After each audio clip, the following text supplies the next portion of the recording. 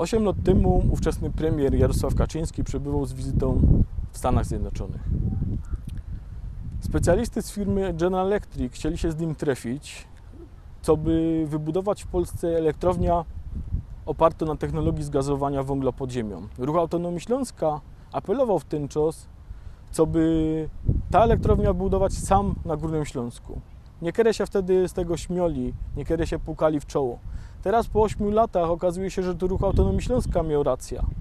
Fachmany z Głównego Instytutu Górnictwa taką technologię już mają. Najpierw prowadzili próby na grubie doświadczalnej Barbara w Mikołowie. Teraz kończą próby w instalacji na KWK Wieczorek. Instalacji, która kosztowała 80 milionów. Idzie powiedzieć, że to są wielkie pieniądze, ale rząd polski planuje budowę elektrowni atomowej i to w momencie, kiedy większość polskiego społeczeństwa jest przeciwna. I ta elektrownia atomowa ma kosztować 40 do 60 miliardów. To są koszty nieporównywalne. Nawet jakby my w każdej śląskiej kopalni postawili taką instalację, taką elektrownię opartą na technologii zgazowania węgla, to nigdy nie przekroczyłoby to tych kosztów budowy elektrowni atomowej. Czemu rząd polski tego nie robi? Pewnie nie chce się tym naszym śląskim czarnym złotem zmarasić.